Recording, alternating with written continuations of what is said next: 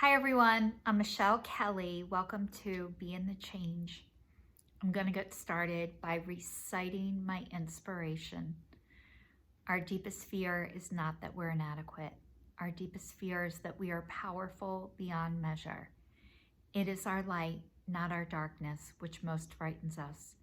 We ask ourselves, who am I to be brilliant, gorgeous, talented, and fabulous? Actually, who are you not to be? You are a child of God. Your playing small does not serve the world. There is nothing enlightened about shrinking so that other people will not feel insecure around you. We are all meant to shine as children do. We were born to make manifest the glory of God that is within us. It is not just in some of us, it is in everyone. And as we let our own light shine, we unconsciously give others permission to do the same. As we are liberated from our own fear, our presence automatically liberates others. Marianne Williamson. I'd like to say welcome to everybody who's watching me for the first time, and welcome back, and thank you to everybody who's been watching me, following me on this journey. I started this in 2019 as a New Year's resolution, stating I was breaking up with shame, I was breaking up with fear, and I was breaking up with guilt, and I was going to do a weekly video. And one of the only reasons why I was able to start this is because my son told me I wasn't good enough to have haters. So that was part of my inspiration of getting started. Also in 2020, it was to be kinder and more compassionate to myself and others, which I'm still doing. And this year was to break up with processed sugar, which I am still broken up with processed sugar. So you guys, it's almost the end of October, and like, holy shit, I can't believe I've managed to do all these things that I set out to do. And I haven't done them. I'm telling you, other people and God have been helping me on this journey. And one of the only reasons I've been able to keep up with it is because I am telling people out loud what I'm doing as I'm doing it. The fear, shame, and guilt. Last week I was saying I was cutting my hair compulsively, which I still was doing. I stopped getting my hair cut the other day, but there's still two pieces that are driving me nuts, and I might have to go back and get it fixed for the third time. So I can't let it go. I don't know what it is. So there's certain things in my life that bother me, and I can't let them go until they're right. But one of the things that used to be said to me when I was younger is, Michelle, you're never happy with anything. And that is not true. I am happy with things when they're right. And some things, as they're happening, I can't let go. So like, what I'm learning about myself is I got a new dryer this year, and it took only 4 dryers to get to the right dryer. And I had to get an attorney for a car accident I was in, and I'm only on my 3rd attorney. So like, a lot of times speaking up for myself, asking for what I want, asking for what I need, usually the first person that I go to isn't always the right person. And if I get that lucky, major gift, a miracle. I was talking last week about my grandmother and how she always told me I was going to hell, and that was a really, really hard relationship. I just want to report to you all that my grandmother, Mary Nemchek, is now in heaven with God, resting in peace, which is something that I can wish for her now. But that wasn't always the case. And I was talking to you guys last week that I haven't talked to my mom since I've been 24 years old, and I'm going to be 50. So I want to tell you, and I don't talk to my dad at this time either. So you guys, to sit here and tell you that my life is perfect and every day is wonderful and things just always work out for me, that is not true. But what I'm able to do is let you guys know of how things are affecting me and how I dealt with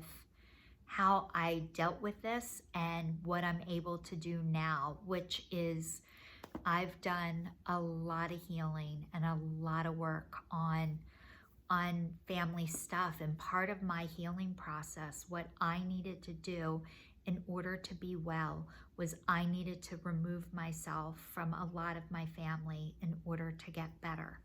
I wasn't able to stay in that environment in order to be well. I didn't know how to keep myself safe and be near them.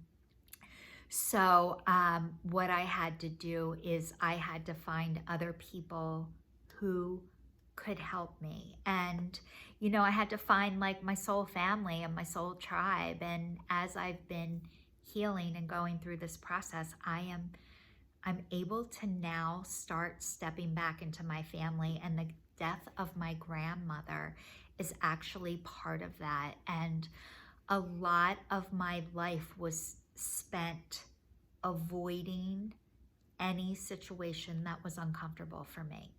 So if something, if I didn't feel comfortable, I didn't go.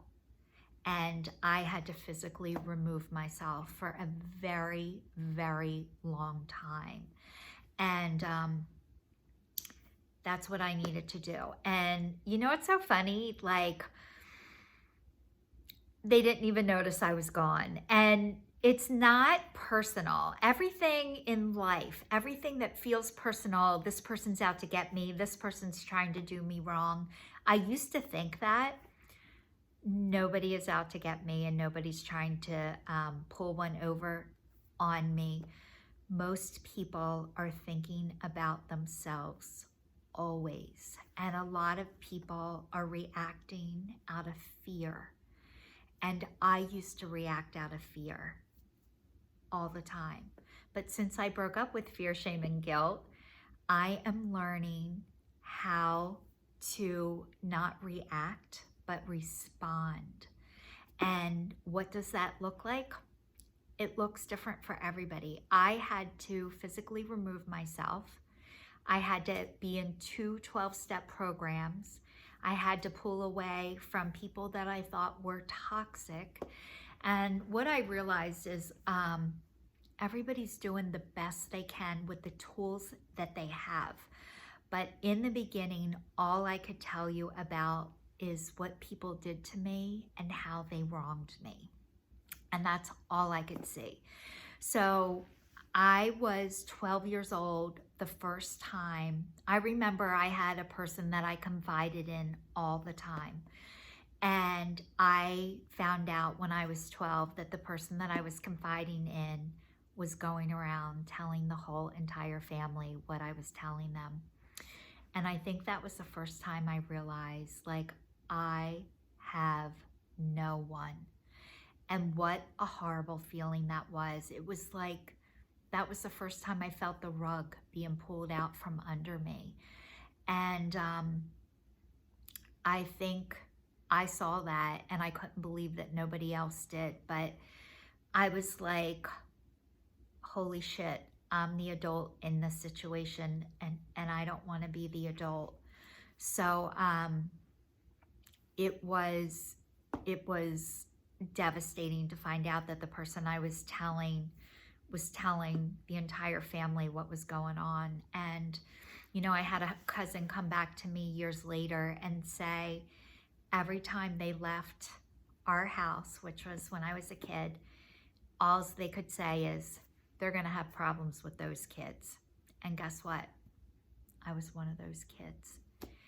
And that's all our family could do at the time, was talk about us to everybody else. And people weren't able to reach out and help us. I'm like, God, everybody talks about us and nobody wanted to help us. So what I realize now is I'm starting to see the picture different. They were helping us the best that they could at the time, but let me tell you what, when I first heard that remark, I was devastated. I was like, why didn't anybody help us? But I'm starting to see things differently, and I'm looking back, and the same person that I thought was telling everybody what I was telling them, which my house was full of secrets. We weren't allowed to tell anybody what was going on. And it was horrible for me to have to keep secrets. I'm a terrible secret keeper. I want to tell you the present that I got you for Christmas if I got it in October. It is so hard for me to, I don't have it in me. And it's funny because I was dating somebody, and instead of him telling me not to tell anybody, he would threaten all of them not to ask me. So that was so nice. Instead of telling me what not to do, he would tell everybody else, don't ask her. So that was supportive at the time, but it's so funny. Now I just need to be myself wherever I am, wherever I go, I get to be me. I can't get fired from a job because I work for God, and he's never gonna fire me. So anyway, thank you to everybody who's watching. I am going back to see my family on Tuesday. Today is Thursday, so I'll have some news to report. I did volunteer to get up and do a reading because I can stand up in front of a group of people with a microphone. Because I told you guys the first time I ever spoke and told my story was in front of 400 people. So that was great practice. So thanks to everybody who's watching. Please stay tuned, and I'll see you all next week.